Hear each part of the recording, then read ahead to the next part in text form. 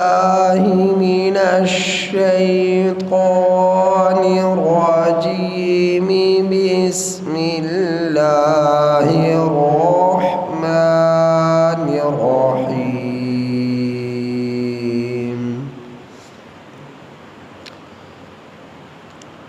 يحلفون بالله لكم ليرضوكم والله ورسوله أحق أن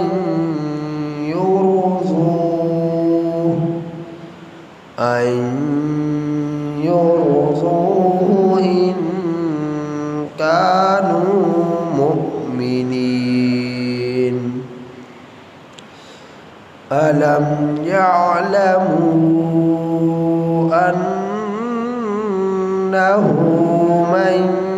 يحادد الله ورسوله فأن له نار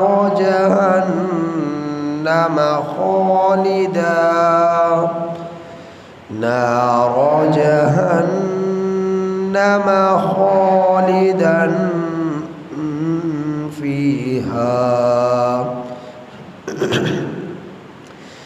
ذلك الخزي العظيم.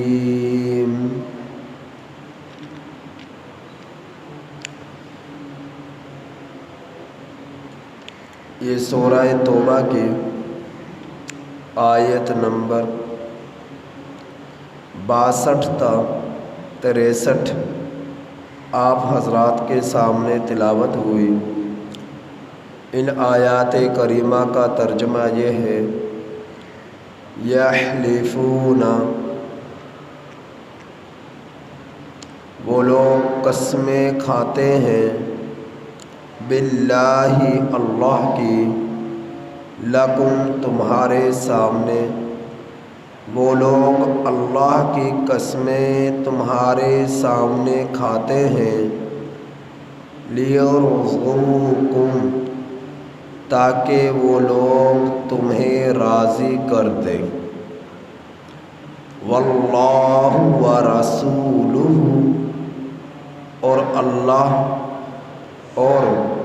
حالانکہ اللہ تعالی، ورسولہ، اور اللہ کا رسول صلی اللہ علیہ وسلم، احق، زیادہ حقدار ہے، ان یرضوہ، یہ کہ انہیں راضی کیا جائے، ان کانوا مؤمنین، اگر وہ لوگ مومن ہیں. الم یعلموا، کیا یہ لوگ نہیں جانتے، انہ، بے شک جو شخص، من یحادد اللہ، مخالفت کرتا ہے اللہ کی، ورسولہ، اور اللہ کے رسول صلی اللہ علیہ وسلم کی، فَأَنَّ لَهُ، سو بے شک اس شخص کے لیے، نار، آگ ہے، جہنم، جہنم کے، خالداً، ہمیشہ رہیں گے، فیہا، جہنم میں. کیا یہ لوگ نہیں جانتے، بے شک وہ شخص جو اللہ اور اس کے رسول صلی اللہ علیہ وسلم کی مخالفت کرتا ہے، سو بے شک اس شخص کے لیے جہنم کی آگ ہے، ہمیشہ ہمیشہ رہیں گے جہنم میں. ذالک، یہ الخزی، رسوائی ہے، العظیم، بڑی، یہ بہت بڑی رسوائی ہے. یہ بہت بڑی ذلت ہے، یہ بہت بڑی رسوائی ہے۔ پچھلی آیات کریمہ میں آپ نے اس بات کو سنا کہ منافقین نبی کریم صلی اللہ علیہ وسلم کو طرح طرح سے تکلیف پہنچاتے تھے، مذاق کرتے تھے، استہزاء کرتے تھے۔ آپ صلی اللہ علیہ وسلم کا دل دکھانے کے لیے، تکلیف پہنچانے کے لیے طرح طرح کے بے جا سوال اٹھاتے اور طرح طرح کے عجیب انداز سے گفتگو کرتے، طرح طرح سے۔ مثال کے طور پر نبی کریم صلی اللہ علیہ وسلم تشریف فرما ہوتے اور یہ آ کر عجیب انداز میں کہتے کہ اے محمد، مجھے فلاں چیز کی خبر دیجیے، مجھے فلاں بات بتلائیے۔ جیسا کہ ایک منافق آیا اللہ کے رسول صلی اللہ علیہ وسلم کی خدمت میں اور کہنے لگا، یا محمد اخبرنی، مجھے خبر دیجیے میری اونٹنی کے بارے میں، اے محمد میری اونٹنی کے بارے میں خبر دیجیے۔ اب آپ صلی اللہ علیہ وسلم ترش لہجے میں وہ بات کرتے اور ایسے جیسے کوئی اندر سے تکلیف کا اظہار کر رہے ہو، اس انداز میں نام لیا کرتے تھے۔ تو آپ صلی اللہ علیہ وسلم کو تکلیف پہنچانے کے لیے، اب حالانکہ آپ صلی اللہ علیہ وسلم کو یا رسول اللہ بھی کہہ سکتے تھے، محمد الرسول اللہ بھی کہہ سکتے تھے، یا حبیب اللہ بھی کہہ سکتے تھے، یا نبی اللہ بھی کہہ سکتے تھے، محمد الرسول اللہ صلی اللہ علیہ وسلم بھی کہہ سکتے تھے، لیکن نہیں، جس عام لوگوں کو بلایا جاتا ہے ایسے نام لے کر بلایا جاتا ہے۔ حالانکہ عام عوام الناس کے اندر بھی کوئی بڑے شخص کو جس کی بڑی نسبت ہے، یا کوئی شخص اپنے والد کو ہی اس کے نام سے بلائے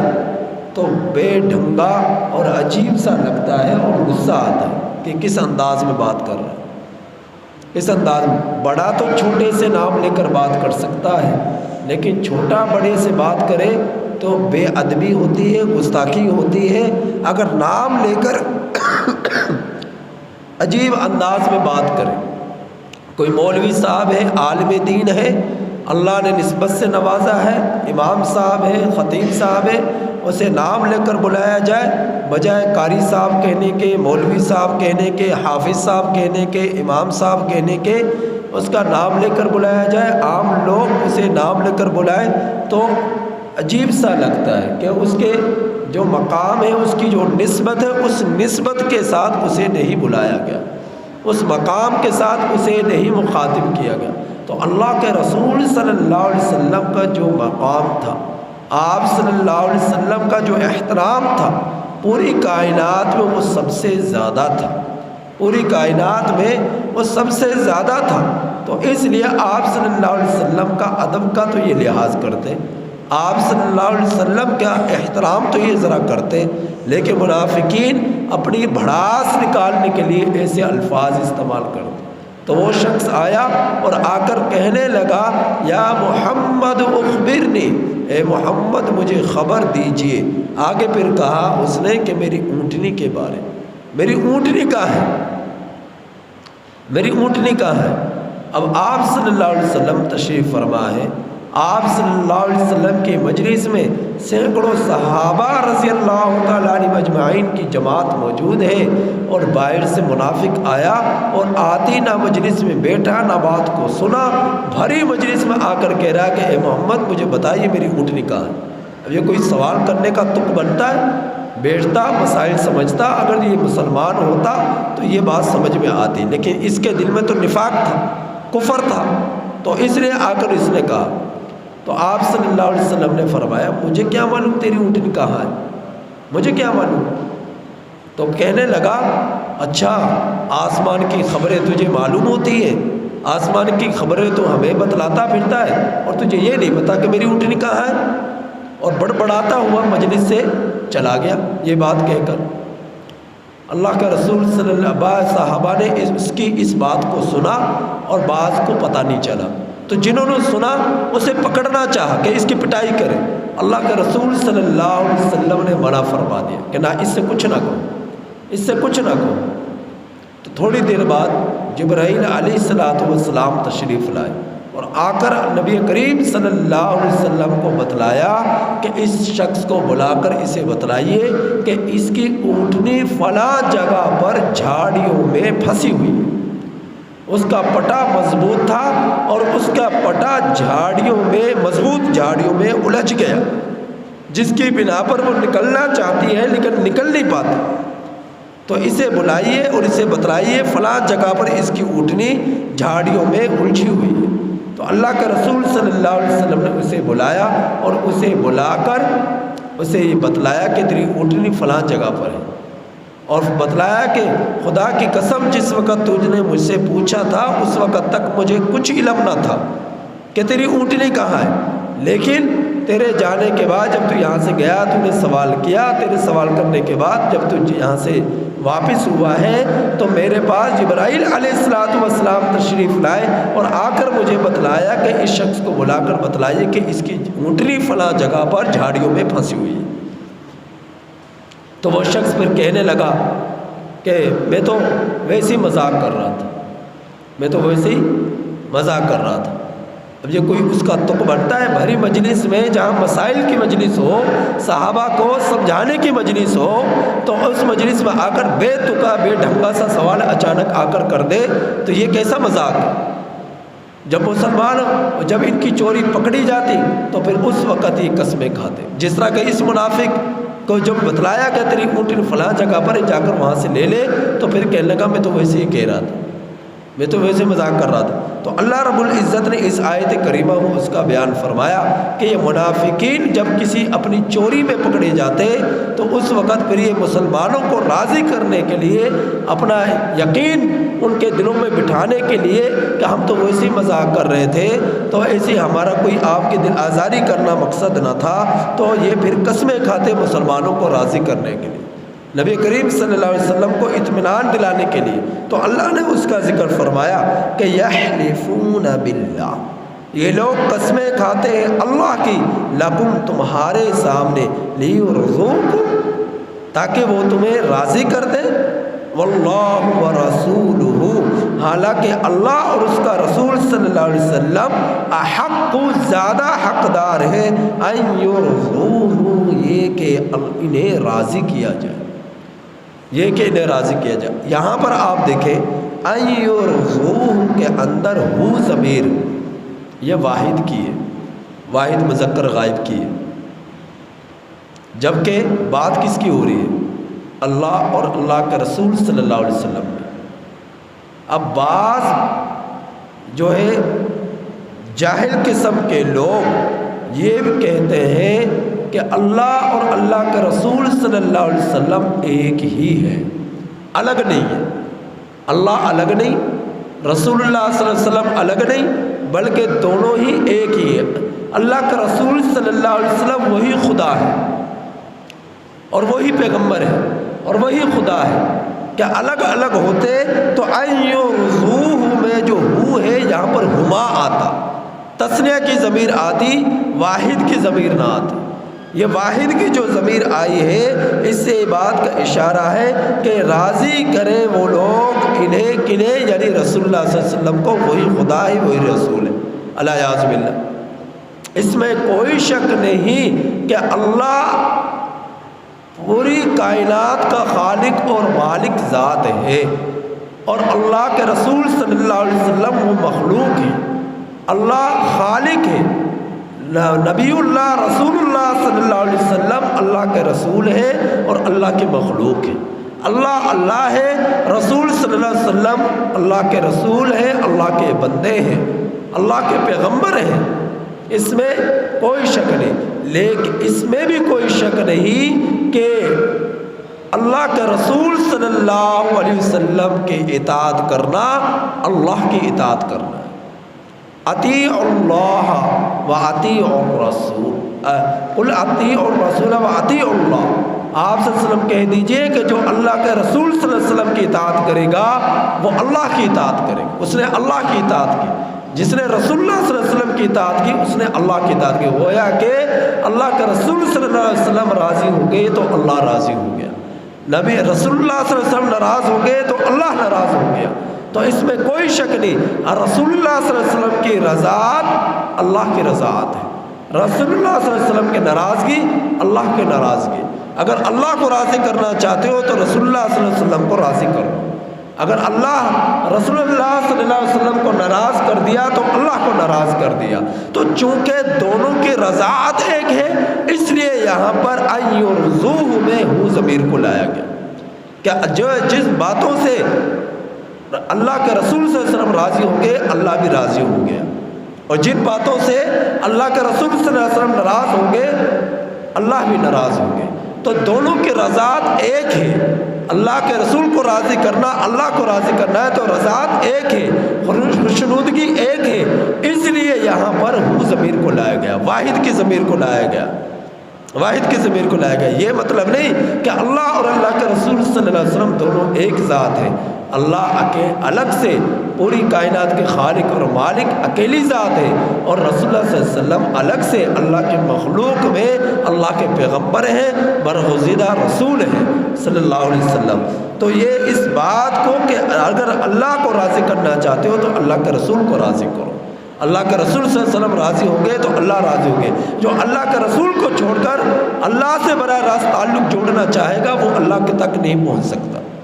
وہ اللہ تک نہیں پہنچ سکتا۔ اللہ تک پہنچنے کا ایک ذریعہ ہے کہ نبی کی رسالت پر ایمان لایا جائے اور آپ صلی اللہ علیہ وسلم کو خاتم النبیین سمجھا جائے اور آپ صلی اللہ علیہ وسلم کی تعلیمات پر پوری طرح عمل کیا جائے۔ اگر ایسا کر لیا تو اللہ راضی ہو گیا، اگر ایسا نہ کیا تو اللہ ناراض ہو گیا۔ تو رسول اللہ صلی اللہ علیہ وسلم کو راضی کرنا اللہ کو راضی کرنا ہے، نبی کریم صلی اللہ علیہ وسلم کو ناراض کرنا اللہ کو ناراض کرنا ہے۔ تو اس لیے یہاں پر ہو ضمیر واحد کی لائی گئی۔ تو اللہ تعالیٰ فرما رہے کہ یہ لوگ قسمیں کھاتے اللہ کی تاکہ تم لوگوں کو راضی کر دے، حالانکہ اللہ اور اللہ کا رسول صلی اللہ علیہ وسلم زیادہ حقدار ہے کہ ان کو راضی کیا جائے۔ تم مخلوق کو راضی کرنا چاہتے ہو